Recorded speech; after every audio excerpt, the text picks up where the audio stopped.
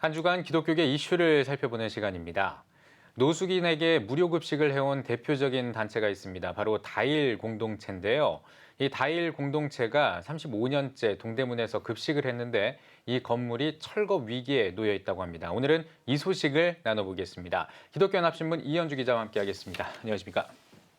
다일 공동체가 동대문구와 대립하고 있다고 들었는데요. 상황이 어떤가요? 네, 다일 공동체와 동대문구의 갈등은 이 급식소 철거 문제에서 시작이 된 건데요.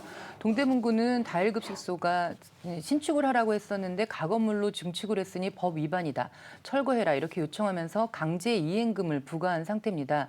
이에 대해서 다일 공동체 법률자문위원장이 지난 6일에 동대문구청장을 만나서 다일 공동체 건물에 대한 건축 허가 전면 취소, 또 이행강제금 부과 취소 등 총 10가지를 요청했다고 밝혔습니다. 네, 일단 다일 공동체 입장에서는 상당히 억울한 입장일 것 같은데요. 네, 이 논란이 벌써 재작년 2023년이니까 재작년이 된 건데요. 네. 서울시가 2021년 12월에 최일도 목사를 공유재산 및 물품관리법과 건축법 위반 등의 이유로 고발하면서 시작이 됐습니다. 이 바퍼는 노숙인 재고용 사업으로 고독사 방지센터를 건설하기 위해서 재작년 5월부터 건물 증축 공사를 개시했는데 이것이 동대문구청장의 건축물 허가를 받지 않았고 또 다시 서울시의 시유지 사용 허가를 받지 않았다는 이유였습니다.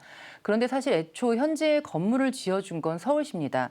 이 다일 공동체는 1989년 동대문구청의 허가를 받고 설치한 가건물에서 무료 급식소를 운영해 왔는데 2009년 서울시가 하수관로 공사를 위해서 기존 건물을 철거하고 맞은편 시유지에 새 건물을 지어준 겁니다. 문제는 동대문구의 건축 허가가 나지 않은 상태에서 지금까지 운영이 됐는데 이런 과정을 인지한 서울시는 즉각 고발을 취하했고요. 증축 완료 후에 서울시에 기부 체납을 하기로 했습니다. 또 서울시도 다일 공동체의 주장을 그대로 인정을 했습니다. 하지만 동대문구는 철거를 하고 새로 짓던지 그렇지 않으면 2억 8천만 원에 이르는 이행강제금을 부과할 수밖에 없다고 통보를 했습니다. 허가도 없었고 증축도 불법이다 이런 주장입니다. 동대문구가 이렇게까지 하는 이유가 있을까요? 이게 참 복잡한데요. 이 다일 공동체 측 주장에 따르면 직전구청장이 지시를 했고 당시 공무원들도 알고 있었다. 또 서울시도 허가했다. 적법한 절차를 밟은 증축에 대해서 구청장이 바뀌고 나서 문제 삼는 것은 말이 안 된다. 이렇게 강하게 반발을 하고 있는데요. 네. 동대문구 입장은 주민들의 민원이 많고 줄 서서 급식하는 것 자체가 시대에 맞지 않는다. 이런 것은 복지라고 볼 수 없다. 이렇게 주장을 하는데 일단 주민들이 혐오 시설을 없애달라 이런 민원이 있기는 한 것 같습니다. 네. 이 혐오 시설로 보는 것도 참 안타까운 네. 현실이고 또 지금 줄을 서서 급식하는 게 시대에 맞지 않는 복지다라고 주장을 하는데 사실은 한 끼 식사를 하기 위해서 바포 공동체를 찾는 이런 분들이 현재도 많지 않습니까? 네, 맞습니다. 예. 지난 성탄절에도 거리 예배 드렸고요. 새해에도 급식은 계속되고 있습니다. 네. 저도 봉사 한번 다녀온 적이 있었는데요. 예. 사실은 뭐 노숙인보다는 아주 먼 거리에서 어르신들이 따뜻한 밥 한 끼 드시러 오는 곳이다. 이런 표현이 좀 더 그래요. 현실에 맞는 것 같습니다. 예. 새벽부터 전철 타고 동대문까지 이동하셔서 문이 열리길 기다렸다가 식사를 하고 가시는 건데 이곳이 철거되면 정말로 오랫동안 위로가 된 따뜻한 밥 한 끼를 잃어버리는 거라고 할 수 있을 것 그렇죠. 같습니다. 이 다일 공동체는 구청장 주민 소환까지 염두에 두고 싸우겠다는 입장이라서 앞으로 상황을 좀 더 지켜봐야 할 것 같습니다. 네. 다일 공동체가 35년째 이어오던 무료 급식 사업이어서 지자체와 잘 협의가 돼서 좋은 결론이 났으면 좋겠습니다. 다른 소식도 한번 들어보죠. 그동안에 우리가 국립공원 갈 때 사찰 입장료를 이제 징수하는 것에 대해서 국민들이 불만이 좀 컸는데요. 네.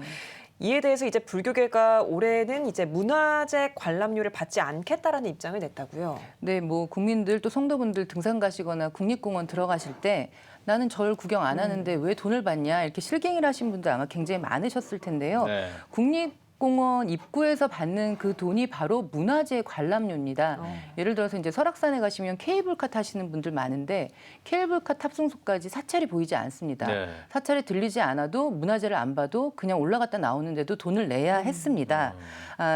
그렇기 때문에 굉장히 억울한 분들이 많았는데 조계종이 신년 기자회견에서 이르면 올해 안에 문화재 관람료 징수 제도를 개선하겠다 이렇게 밝힌 겁니다. 네, 이미 이 사건에 대해서 여러 국민분들께서 소송도 하셨고 네. 또 이제 판결 중에는 부당징수라는 판결도 많았는데 어쨌든 지금까지 이제 징수를 계속하고 있었다 이렇게 보면 되겠네요. 네, 사실 이 불교계가 문화재 관람료를 올해부터 완전히 받지 않는 게 아니고요. 받지 않을 수도 있다 이제 이렇게 밝혔는데요. 그 네네. 배경은 오는 5월 4일에 새롭게 정비된 문화재보호법이 시행되기 때문입니다. 정부가 민간 소유자나 관리단체가 국가 지정 문화재 관람료를 감면할 경우에 그 비용을 국가가 지급하겠다는 내용이 법에 반영됐는데요.